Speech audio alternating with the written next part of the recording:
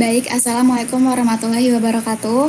Perkenalkan kami dari kelompok 4 kelas A yang mengatakan saya sendiri, Metariani Sirayan, Amelia Putri Akila, dan juga Abdul Razak Al-Fauzan. Pada kesempatan ini, kami akan mempresentasikan tugas ujian akhir semester mata kuliah pemrograman berorientasi objek yang diampu oleh Bapak Royan Habibi Eskom Mkom yang berjudul Sistem Inventaris Pulse Petrol, aplikasi pengelolaan inventaris pet shop berbasis Java, JDBC, dan SQL dengan penerapan data akses object pattern. Jadi aplikasi ini dikembangkan untuk membantu proses pengelolaan inventaris pada pet shop agar menjadi lebih efektif, terus terstruktur dan juga efisien melalui penerapan konsep pemrograman berorientasi objek. Pada presentasi ini, kami akan membahas latar belakang, perancangan sistem, implementasi, pengujian, hingga kesimpulan dari sistem yang telah kami bangun. Next. Selanjutnya saya akan menjelaskan alasan mengapa sistem ini perlu dikembangkan. Jadi pet shop merupakan usaha yang memiliki aktivitas pengelolaan stok yang cukup tinggi karena banyak jenis barang yang dijual seperti makanan hewan, vitamin, obat-obatan, serta juga perlengkapan peliharaan. Nah, apabila pencatatan masih dilakukan secara manual, maka resiko kesalahan menjadi semakin besar. Sehingga kesalahan pencatatan menyebabkan jumlah stok di catatan berbeda dengan stok sebenarnya. Hal ini mengakibatkan kerugian karena barang yang dianggap tersedia ternyata sudah habis. Duplikasi data juga sering terjadi ketika barang dicatat lebih dari satu kali dengan nama yang berbeda. Ada juga keterlambatan pembaruan stok menyebabkan informasi yang dimiliki pemilik usaha tidak bersifat real time. Selain itu, pencarian barang dan pembuat laporan juga butuh waktu yang cukup lama. Jadi penelitian sebelumnya juga nunjukin bahwa sistem inventaris digital mampu meningkatkan efisiensi dan mengurangi kesalahan pencatatan. Oleh karena itu, kami mengembangkan sistem inventaris berbasis komputer agar proses pengelolaan barang menjadi lebih cepat, akurat, dan struktur. Next.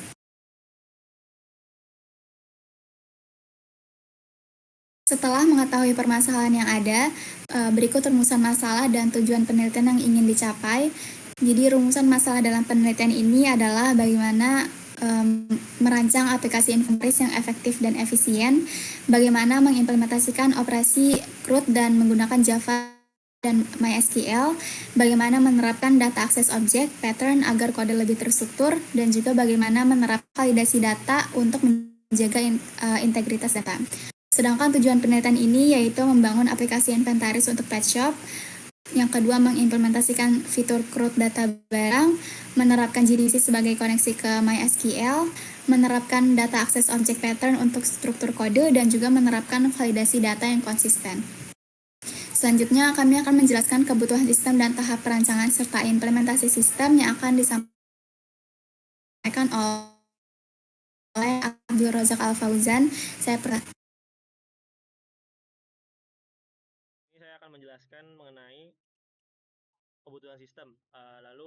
Pertama ada kebutuhan fungsional, yaitu menambah barang, menampilkan data barang, memperbarui data barang, hapus, mencari barang, laporan barang kadaluarsa, transaksi penjualan barang, mengurangi stok otomatis, mencetak stok transaksi.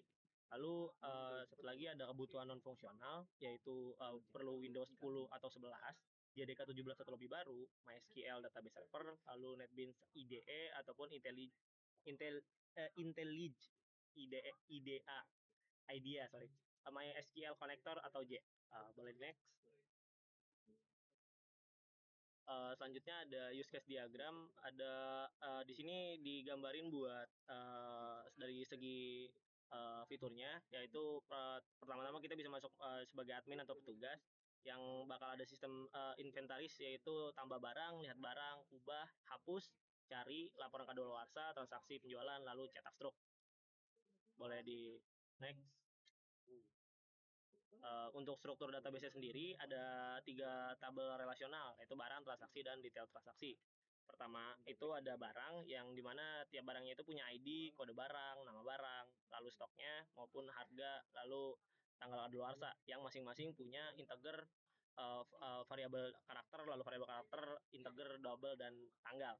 Lalu selanjutnya ada transaksi, ID yang isinya juga ada integer, tanggal waktu yang adanya date time, lalu total belanja yaitu double, tunai double, kembalian double. Terakhir ada detail transaksi yang isinya itu ID berupa integer, transaksi ID yang berupa integer, lalu barang ID, jumlah beli integer, harga satuan double, lalu subtotal double. Boleh di next. Selanjutnya ada kelas diagram yang sudah disederhanakan, yaitu tadi application ini mungkin agak bisa di zoom nggak? Ini maaf ya. Oke. Scanner itu itu scanner, yaitu barang DAO itu DAO, barang DAO, lalu di bawahnya ada plus, main, arg, string, void. Ini semua metode yang digunakan lah. Mungkin nggak usah disebutin semua, boleh ke yang kiri, Pak. Ya, ini barang yang tadi sudah disebutkan, lalu ada metode-metode yang digunakan, barang ID, kode barang, string, nama barang seperti yang tadi sudah dijelaskan. Lalu ada interface, ya kan, barang DAO, insert barang void, update barang void, delete ID integer void, find all list barang, itu find by ID, itu ngecari lewat ID-nya, ID barang, search by nama, keyword, list barang, find expired barang, lalu list juga. Lalu selanjutnya ada item, barang, dan ya terusnya lah. Boleh yang sebelah kanan, Mbak. Itu DAO implication-nya, itu connection, itu insert barang void. Ini sama seperti yang di atas, namun ini bakal narik dari database yang bakal jadi tempat penyimpanan dari data-data yang udah dimasukin. Lebih seperti itu. Oke, mungkin boleh di next, Pak. Sekaligus di zoom mulai. Thank you. Selanjutnya untuk implementasi sistem struktur package mengikuti prinsip separation of concerns. Kode terbagi 5 package dengan tanggung jawab spesifik. Yang pertama id.ac campus inventaris config. Ini untuk database config-nya. Membuka koneksi ke driver MySQL. Lalu selanjutnya ada ID AC Campus Inventaris Entity, itu kelas POJO yang merepresentasikan tabel basis data sebagai objek Java. Lalu selanjutnya ada ID IC Campus Inventaris Z DAO, interface kontrak operasi terhadap tabel data barang DAO. ID IC Campus Inventaris DAO implication, itu implementasinya dari konkret DAO, sintaks FIL dan eksekusi JDBC murni. Lalu selanjutnya ID AC Campus Inventaris Z main, antarmuka CLI dan entry point program utama application. Boleh di next. Selanjutnya ada entity NDAO pattern, kelas entity barang Java, encapsulasi penuh, atribut ID, kode barang, nama barang, stok, harga bersifat private dengan getter atau setup publik. Yang bisa dilihat. Java time local date digunakan untuk tanggal kadaluarsa agar memudahkan logika laporan barang kadaluarsa. Lalu ya di bawah ada kodenya private semua. Interface barang DAO dan Java mendefinisikan kontrak operasi untuk mencapai loose coupling antara logika bisnis dan akses data. Insert, update, delete, find all itu fungsi dasar buat manipulasi data, CRUD. Search by nama itu cari sesuai nama, ya jelas. Find expired barang ini buat nyari barang-barang yang udah yang harus ditarik dari etalase karena udah kadaluarsa. Find by ID menunjang logika sistem kasir, ini buat nyari dari ID-nya. Itu saja dari bab 3. Selanjutnya slide 11 dan 12 akan dibawakan oleh Mbak Amel. Kepada Mbak Amel dipersilakan.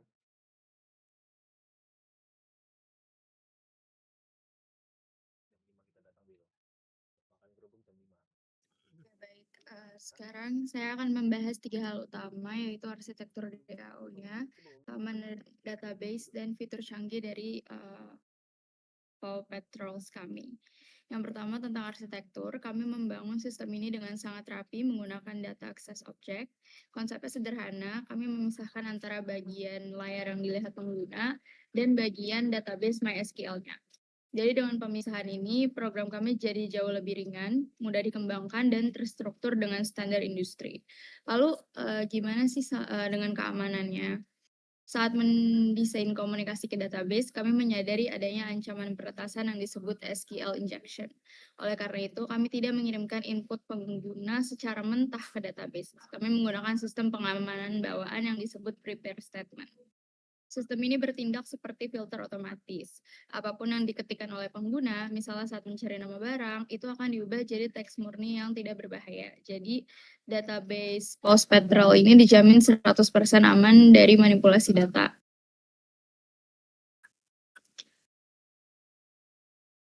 Next, kita bahas fitur kebanggaan kita, yaitu ada sistem kasir atau point of sale. Karena ini minimarket ya, pelanggan pasti membeli barang lebih dari satu. Nah, sistem kami menangani ini dengan membuat keranjang belanja virtual. Jadi selama kasir memasukkan barang, data disimpan sementara di memori. Nah, kecerdasan sistem ini terjadi di akhir transaksi. Begitu uang tunai dibayarkan dan transaksi dinyatakan sukses, sistem secara otomatis akan menghubungi database untuk memotong stok barang secara real time. Jadi nggak perlu lagi ada penyesuaian stok manual setelah barang terjual. Terakhir, sebuah minimarket pasti membutuhkan struk fisik. Untuk melengkapi sistem kasir tadi, kami menanamkan fitur otomatisasi cetak struk. Kami memanfaatkan modul Java File Input-Output.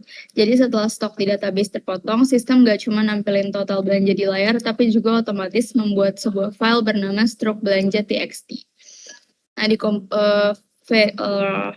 file ini mencatat dengan detail nama toko, tanggal, daftar barang, total belanja, hingga uang kembalian pelanggan. Fitur ini membuat aplikasi CLI kami bekerja layaknya mesin kasir minimarket sungguh. Itu gambaran dari arsitektur data akses objek yang kokoh, serta otomatisasi pada sistem kasir milik kelompok kami. Nah, untuk demonstrasi aplikasinya,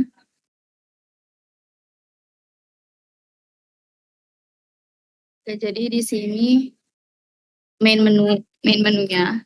Sini kita run dari application Java. Kita coba tambah stok. Untuk kode barang itu kita set di 3 huruf utama nama anabulnya. Kayak misalkan kucing. Kita jumlah stok itu harus lebih dari 0 karena kalau misalkan kita tulis min 5, stok tidak boleh minus. Ada warning kayak gitu. Jadi kita taruh harus lebih dari 0.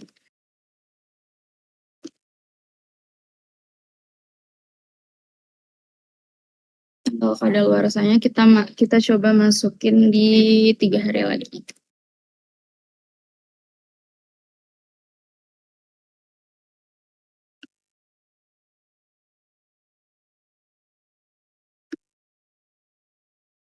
Data barang berhasil ditambahkan ke database. Nah, ini bisa kita lihat di MySQL-nya juga. Data otomatis masuk ke dalam table database inventarisnya.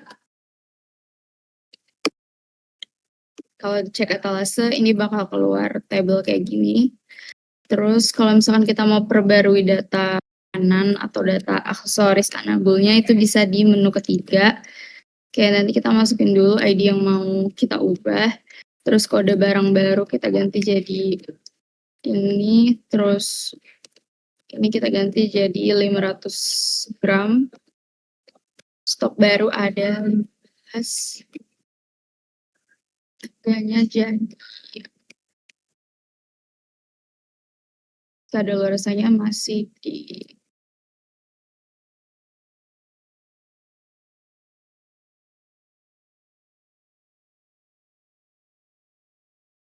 sini juga otomatis menjadi terbarukan. Terus kita cari kebutuhan anabul berdasarkan nama. Kata kunci pencarian kita cari ini aja. Ini keluar. Terus laporan barang kadaluarsa. Karena tadi kita untuk tanggal kadaluarsanya itu 3 hari dari sekarang, which is di tanggal 27 Juni 2026. Jadi di tanggal hari ini 24 Juni 2026 tidak ditemukan ada barang yang expired. Contoh kalau misalkan kita masukin produk yang expired hari ini.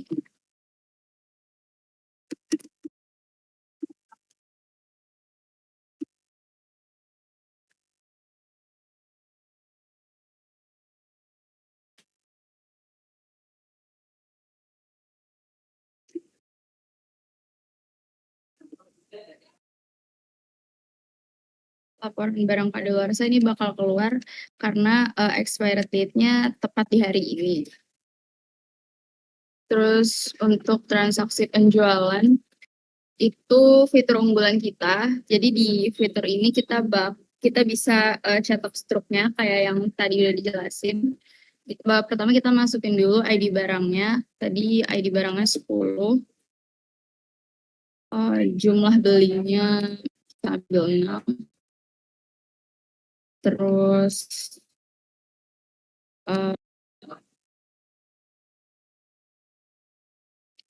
kalau misalkan udah selesai itu bisa diketik nol aja.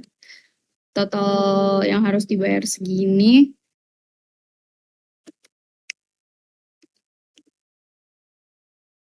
Nah, nanti bakal muncul di sini.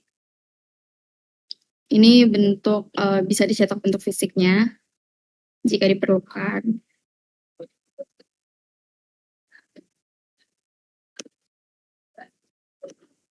Yang terakhir kita hapus produk dari etalase. Kita coba hapus produk yang ini. Data berhasil dihapus. Kalau kita cek etalase juga udah hilang. Kita cek di database juga udah nggak ada yang coach 002.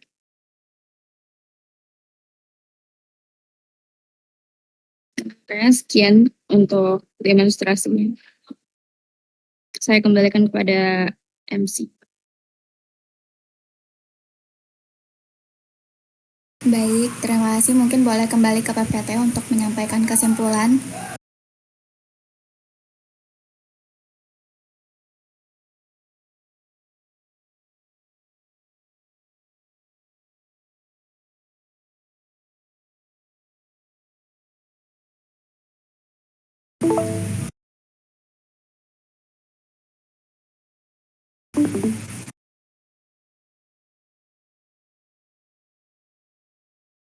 Baik, jadi setelah seluruh tahapan selesai, berikut kesimpulan yang bisa kami ambil. Jadi berdasarkan hasil perancangan dan pengujian dapat disimpulkan bahwa sistem inventaris Pau Petro sendiri berhasil dibangun sesuai tujuan penelitian. Seluruh fitur CRUD berjalan dengan baik, data akses objek pattern berhasil diterapkan sehingga kode jadi lebih terstruktur, validasi data dan prepare statement juga meningkatkan keamanan sistem kasir dan cetak struk juga menjadi nilai tambah sistem, dan dengan demikian aplikasi ini mampu membantu pengelolaan inventaris Petshop secara lebih efektif dan efisien. Mungkin sekian yang dapat kami sampaikan. Demikian presentasinya. Wassalamualaikum warahmatullahi wabarakatuh.